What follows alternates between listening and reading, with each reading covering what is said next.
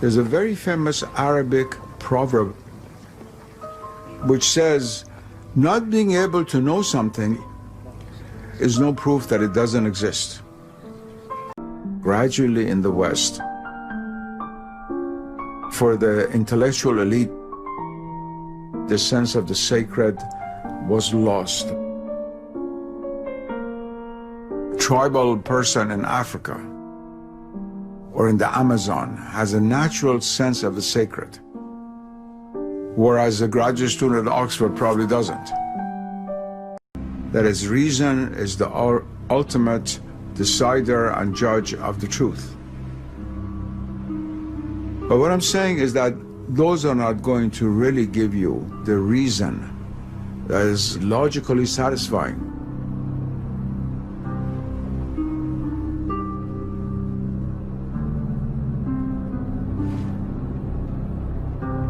Where do you think the likeliest place of its origin? Well, that I don't know. That I don't know. I don't think I should speculate on that. Okay. All right. Okay. My greatest fear is that I'm completely wrong. I do sometimes wake up in the middle of the night and think I've got it completely wrong. Once the world is reduced to a mechanical world, then all other levels of reality lose their status as being real. And they're relegated to the realm of so-called superstition. And what is not seen is considered not to exist.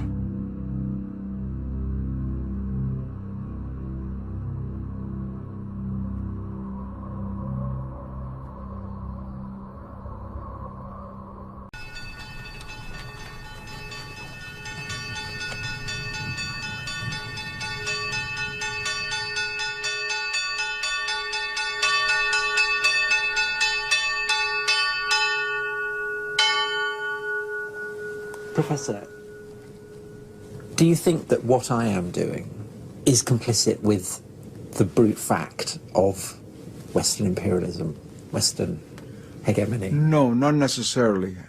As long as you remain aware of what you're doing.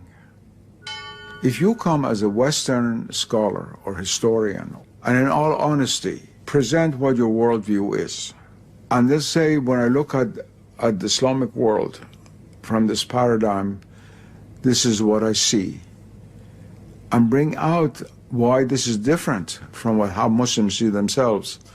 That, I think, is a very honest effort, and is a good effort. But if you try to act as a doctor to a child, take this medicine, is good for you, you don't know, you're eating the wrong thing, this is how it should be, that's where the problem begins. And the Muslim world is no longer going to accept that.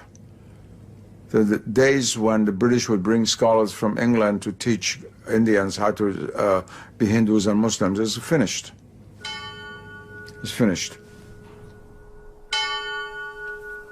It's true, before I began, I did have preconceptions. I was brought up a Christian, but I was also brought up in an environment that questions everything. Studying ancient history is a process of paint stripping, tearing away stories that you want to believe the literal truth of. This is supposed to be Mount Sinai, where Moses saw the burning bush, where God gave him the 10 Commandments. But there's no historical evidence for any of this.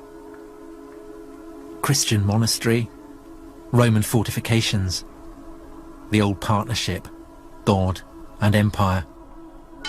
Between them, they turned this place into Sinai. In my heart, I want to believe it, but my head won't let me.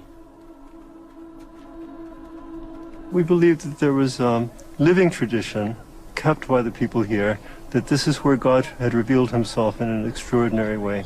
How much would it matter if it turned out that this wasn't the place where Moses had received the 10 Commandments? But the spiritual encounter with God is more important. The reality is there, even if your eyes aren't open to see things in actuality. God is always present, but you're not aware of his presence. Ultimately, the city of God matters more than the city of man. Yes.